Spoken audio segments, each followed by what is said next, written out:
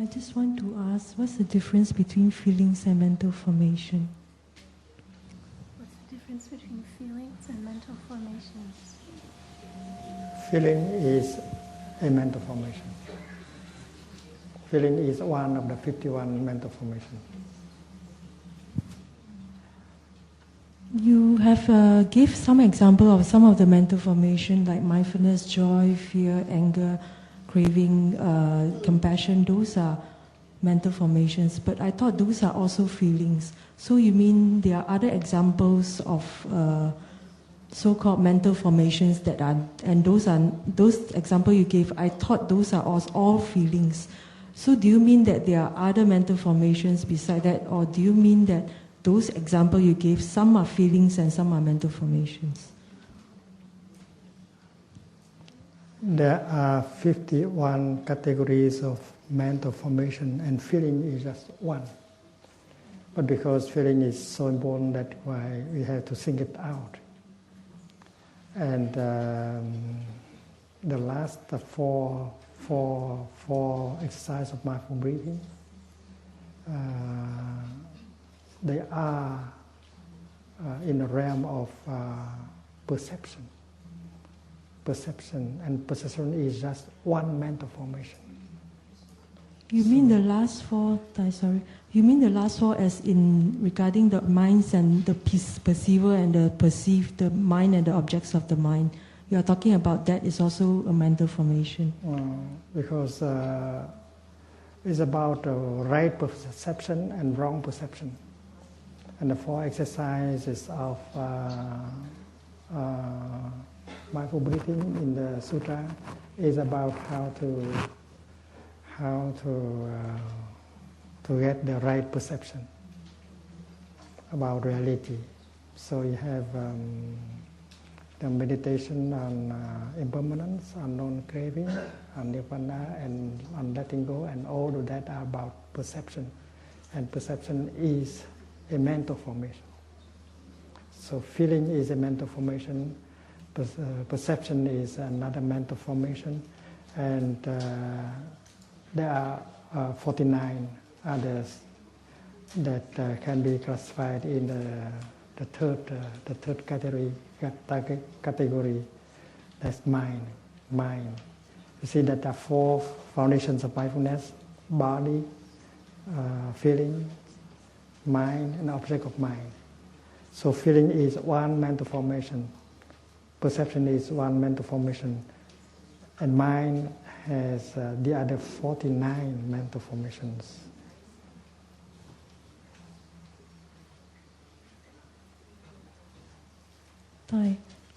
Feelings, do you mean that when you scan your body, the feelings like come from your heart area, and the so-called mind or mental formation comes from the mind as in what your thoughts, your discriminating mind, and also regarding the objects of mind is how you perceive. Do you mean that as in, I repeat again, that means feelings is how you feel inside this heart area, and mind as in your thoughts, your discriminating mind, your mind consciousness, and the objects of in mind as in what you perceive through the five senses. Are feelings things that you feel in your body? And mind are things, the mental formations, and objects of mind are things that you perceive outside of you.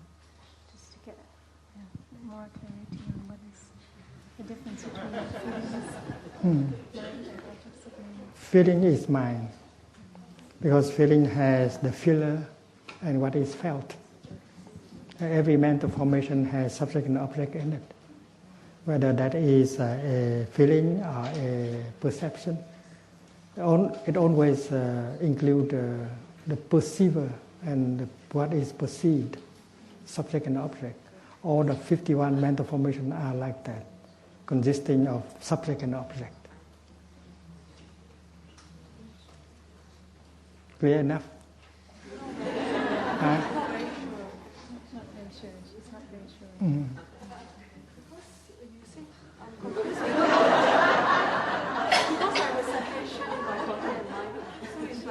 Sensations in her body and mind. So the I feel that the feelings are my emotions, my heart, my feelings, and my mind as in my thinking. So there is a separation inside me. That's why maybe the answer is so confusing. Thinking is just one mental formation.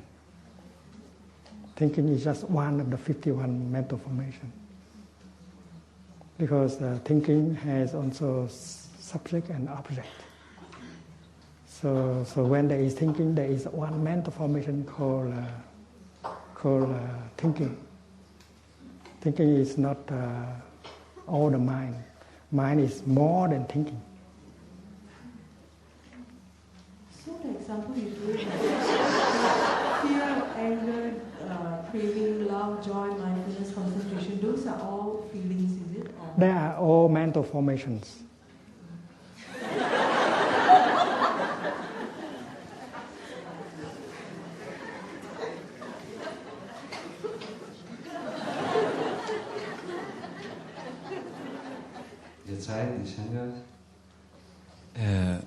Some members of Gran Canaria Sangha have gone or go actually as volunteers to Gran Canaria Hospital to visit palliative the department. I mean, the people who doctors say that maybe they're going to die in 3 days or maybe in 3 minutes. Sometimes we see that the pain is too much. I feel like it doesn't make sense because even medicines don't relieve them. So sometimes I think that if any of the patients, if they would ask me to help them to kill themselves, I think I will do so. Because I have the feeling, because as it's so horrible pain, I had the feeling that would be the right action. I don't care about karma. I will carry with it. So I would like if you could tell us something about if one have the feeling that something is the right action, it is the right action, even if it's somebody asks you to kill her or him. In that case, I mean, in palliative, in hospital, when pain is so too much.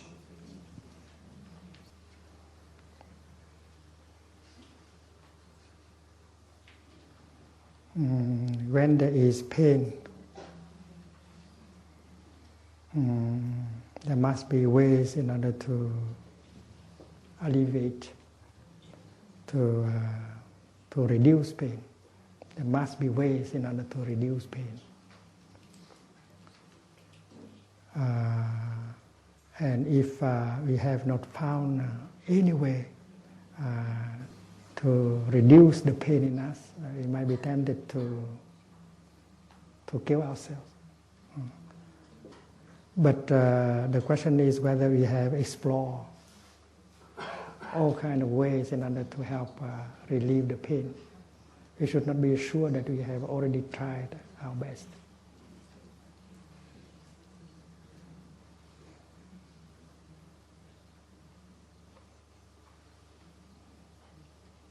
So suppose the pain is 100%.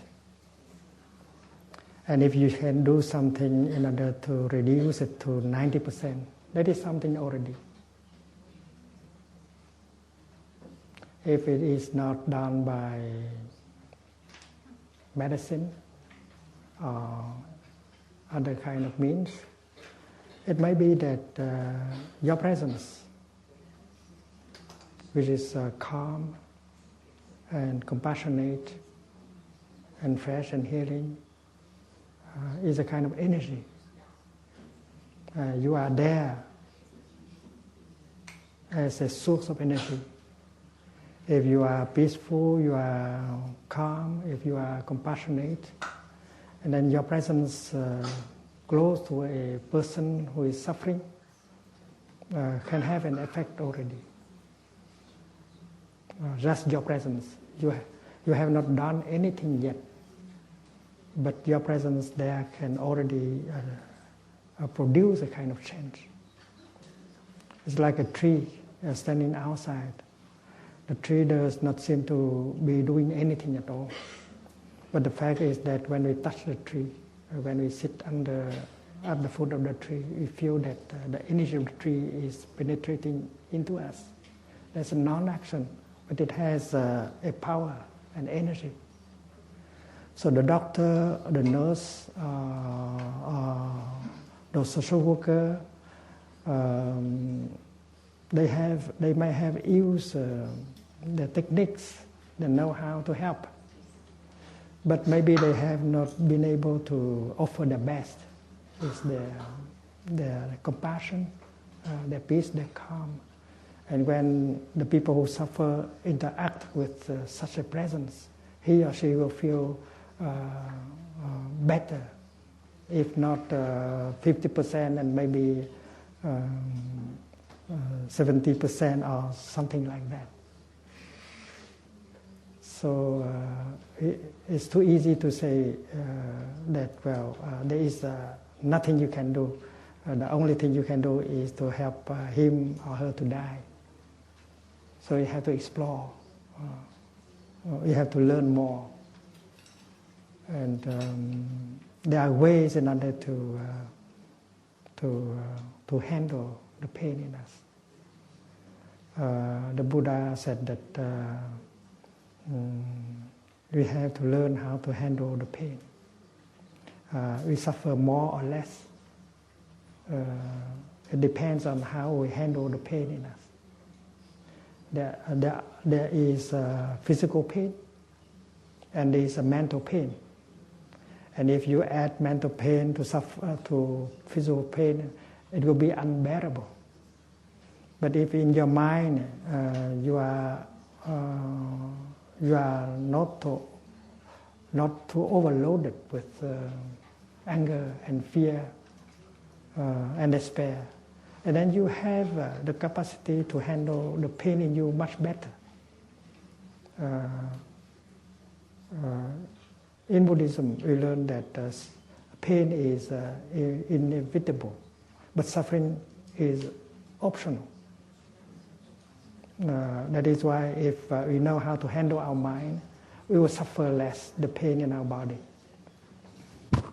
And the Buddha said that suppose someone is hit by an arrow and there is a pain. But if a second arrow comes and strikes exactly at the same spot, the pain will not only be doubled, but maybe 10 times stronger. So the worry, the anger, or the despair of our mind is the second arrow. If we don't let the despair, the anger, the frustration, the fear overwhelm us, and then we will have maybe enough capacity to handle the physical pain. So when you have some pain in your body, your practice is to breathe in and out and to recognize it as it is and do not exaggerate.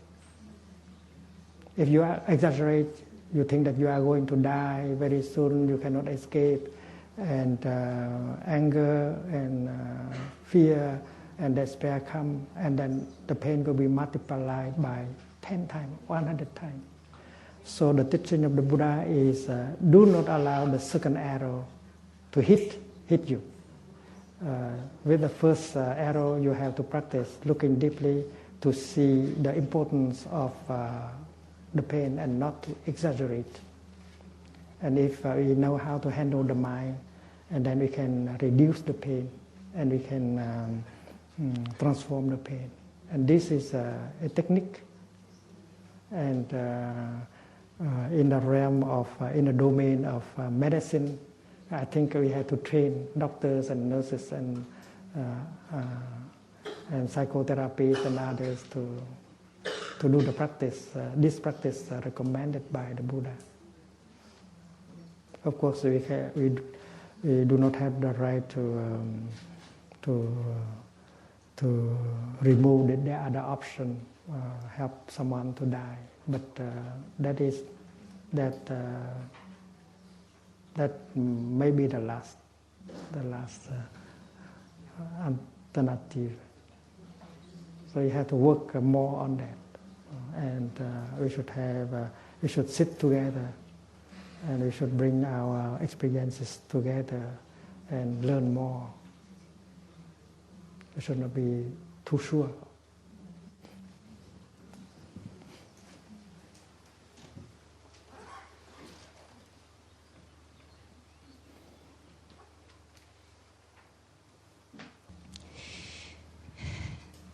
Dear Thai, I love you very much.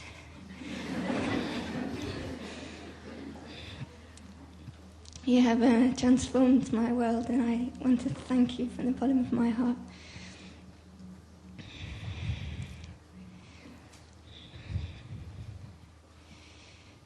Dear Thai, I can see in you all the elements that are non-Thich Nhat Hanh elements. I can see that you are your mother. I can feel that you are your father. I can understand that you're all your ancestors, that you are your teachers. I can understand that you are the sun and the moon and the earth and the food and the stars.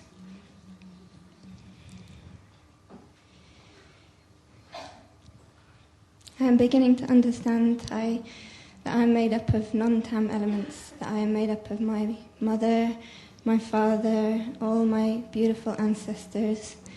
I'm made up of my teachings. I am also made up of the Buddha and all my friends and all the earth and the wind and the stars and the food and the animals and the life.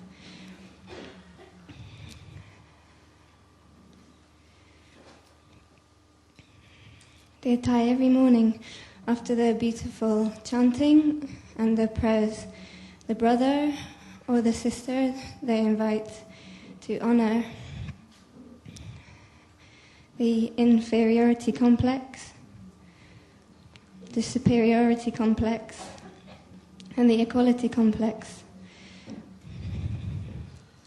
All my life I have felt very, very small, and I always see the teachers and the deep practitioners and the monks and the nun as so far ahead of me and so much greater than my small self.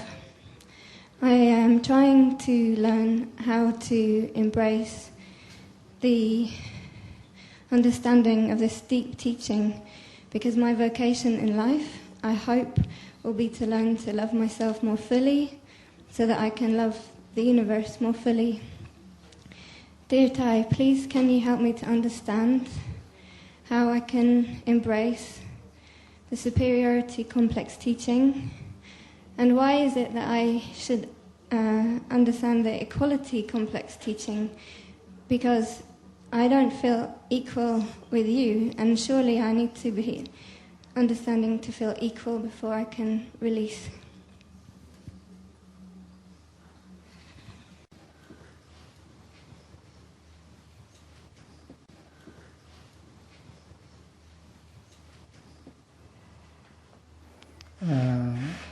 We still remember the day when we had that question and answer with the scientist. He said that only human being has the capacity to think, to create, to reason, and so on. And it seems that many people think that human beings are the best species on Earth, and they may look down on the other species.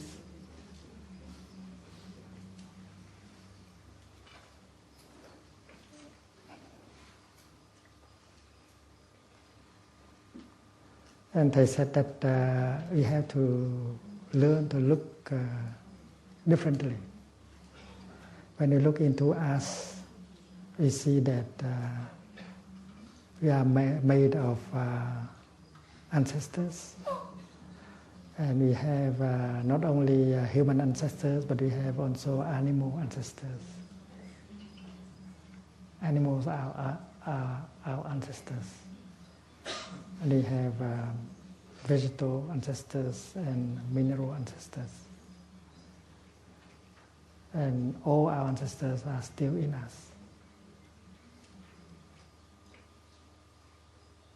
And without these ancestors, we cannot be there in order to think, to imagine, to reason, to produce a thought. So when we produce a thought, all our ancestors in us collaborate in order to produce that thought. So that is not the work of the human alone, that is the work of the animal, the vegetable, and then the mineral. So everyone is participating in producing that thought.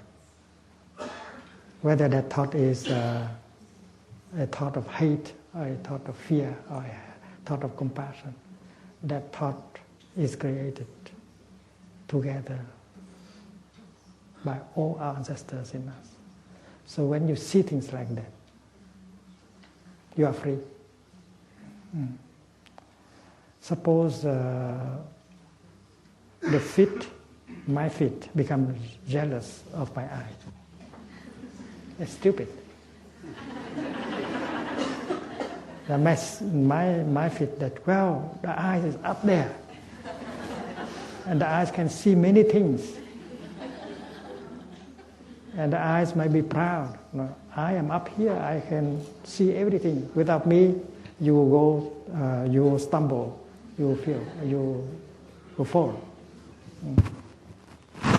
So that kind of thinking is not right thinking, because the foot and the eyes do not see in a light of interbeing.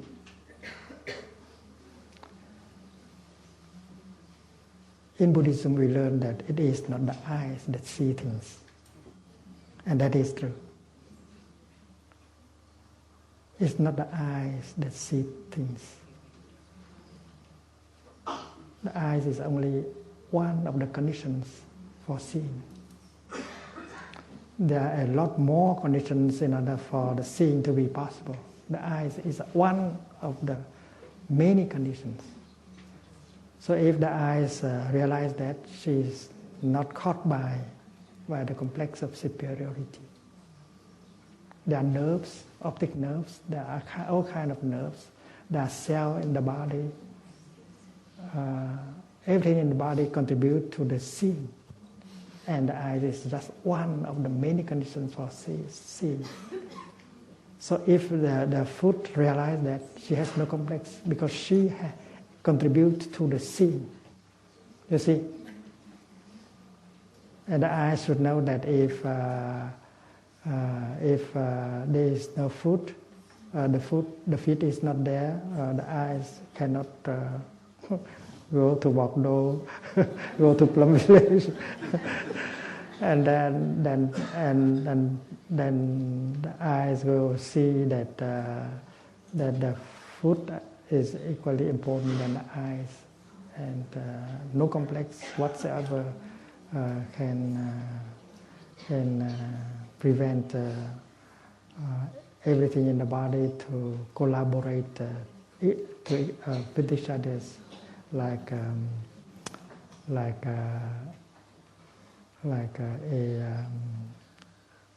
beehive.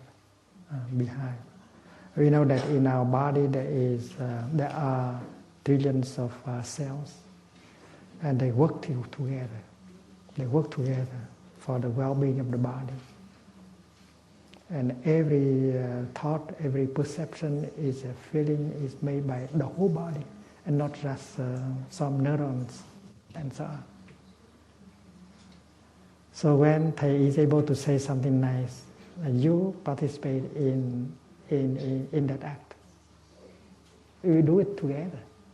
We are together, always together. There is no separation at all.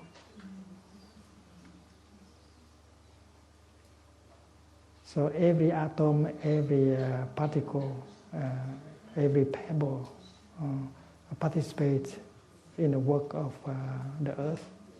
The earth is a bodhisattva. And if the earth is able to produce people like the Buddha and the saints, the bodhisattvas, well, we are part of the earth, and we participate in producing Buddhas and bodhisattvas and saints. You should not have any complex. We are together.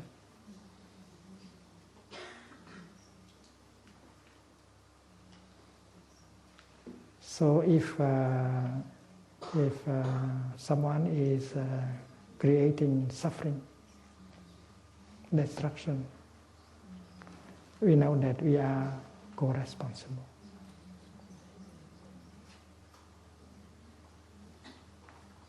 There may be things that we can do or refrain to do in order for that not to happen. You cannot say that I'm not responsible. That's he who did it. So we are all together, and that is the kind of insight, kind of view that we have to cultivate, right view, the view of interbeing. No separation at all, no discrimination at all. And with that kind of insight of the view of interbeing, we are free from afflictions, including complexes.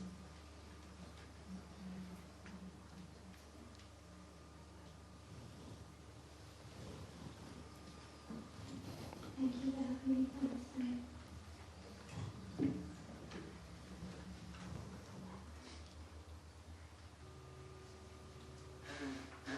The entire silent. A written question. Our local Dharma teacher is very wise, but sometimes the skillful means are a bit unskillful and bring confusion. How can we support our teacher and ourselves in a difficult time?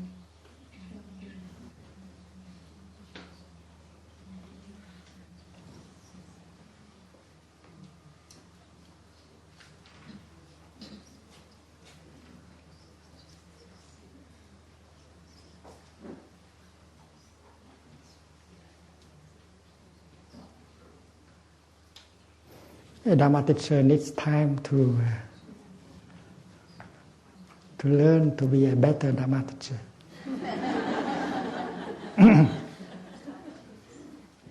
Even the Buddha, in the process of teaching, he learned a lot. If we study the sutras, you see that. He has experiences on teaching, and that is why he teaches better and better. And I try to do the same. My teaching becomes simpler and simpler every day. Easier and easier every day. So when you receive a Lamb transmission to be a teacher, that is just a beginning. And humility helps you to learn. And if you are a member of the Sangha, you should also know that you have to build your teacher. You have to help build your teacher. So my disciples, my students, they help build me.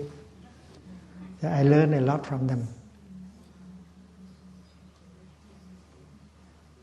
And there are times when I see that there are many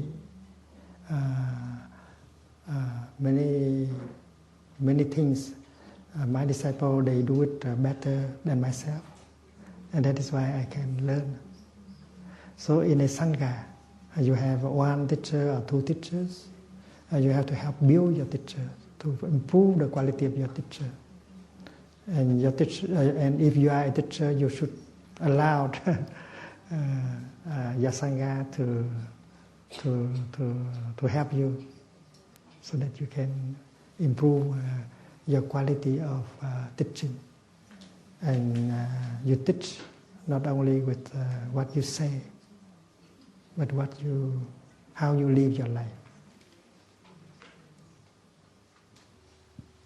Dear Thai, dear community, my question concerns my difficulty with the impermanence of consciousness. Last April of 2011 at Blue Cliff, I told you I was suffering because my late wife was very traumatic. Her death was very traumatic to me. And I was suffering not knowing if my being with her was in my imagination. And you said, no, but I need to be in touch with myself as a 5-year-old and know that that 5-year-old is in me, to know that she is still in me. And that was wonderful until I read you say that consciousness is, everything is impermanent, including consciousness. And I struggled with this, and I made my peace with it through realizing that it's not my consciousness, that consciousness is is universal, but I still have a hard time reconciling my late wife's death, that she has no consciousness, that while she can communicate through me, I can communicate with her, but I still have a hard time that she has lost her consciousness, that she only experiences this through me.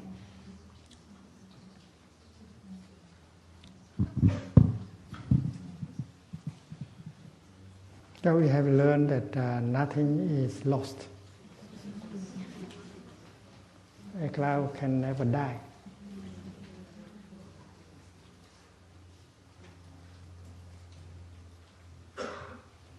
And a better word to use is the word manifestation. Something manifests itself and stop that manifestation and manifest otherwise. It's like a cloud. If she sees her form of a cloud and she will take the form of the rain or the snow. So it is impossible for a cloud to die. And the other person is like that. She has not died. She has not passed from the realm of being into the realm of non-being. You just do not perceive her continuation. She lost her consciousness. She has not lost anything. She has not lost anything at all. Her consciousness continues always in other forms.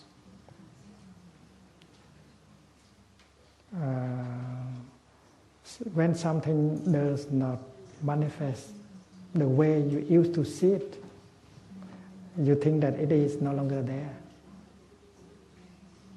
It's like a dead cloud. When she is no longer a cloud, you think that she does not exist, but she continues always. That is the law of conservation of energy and matter. It's very good law. It corresponds to the Buddhist insight of no birth and no death. So there is nothing increasing and there's nothing decreasing. Increasing and decreasing, that is only on the surface. And that is why something is impermanent. That doesn't mean that something undergoing birth and death. Everything is a continuum, a continuation. And that is why when we look into the sun, you can see the Father. The Son is the continuation of the Father. And Looking deeply into the person of the Son, you may recognize the presence of the Father. You don't call him Father anymore, but he is the continuation of his Father.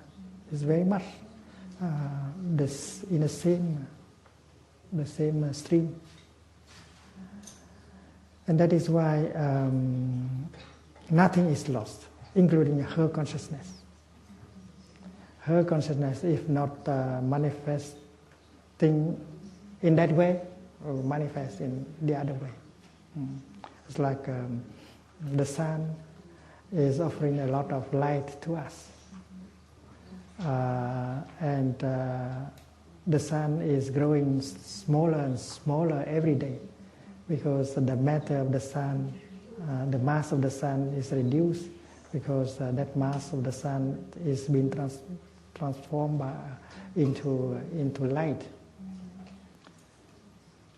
And one day the sun will disappear because there is no mass left. But that does not mean that the sun is lost.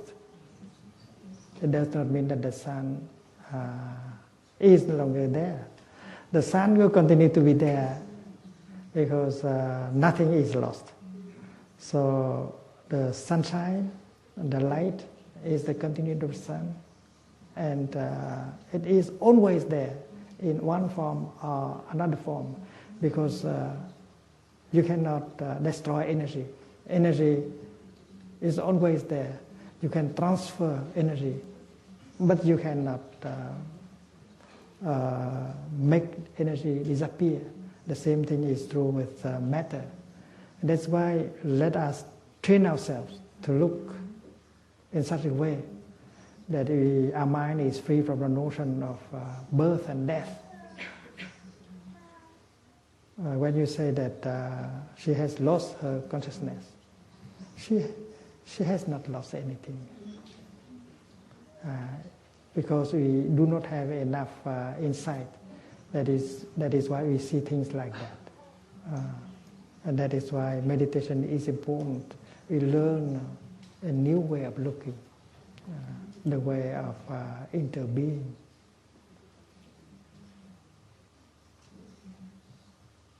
And in Buddhism, we do not speak of salvation, liberation in terms of grace, but we speak of salvation, liberation in terms of understanding, prajna, understanding. We are saved from suffering, fear, despair, not by grace, but by understanding. And understanding is the fruit of our practice of meditation, the practice of looking deeply. And if you practice looking deeply in the right way, you can remove the notion of being and non-being, remove the notion of birth and death, remove the notion of increasing or decreasing, remove the notion of subject and object. And that can be very rewarding. And that is why the practice of letting go of notions is very important, very important. And the best way to look is not with the mind of discrimination. The best way to look is with the mind of non-discrimination, free from all these notions. It's very clear in the teaching of the Buddha. Mind and object of mind, they are not two separate things. My question is not answered, but I will wait till the next retreat. It has to do with, her consciousness is experienced only through me. She experiences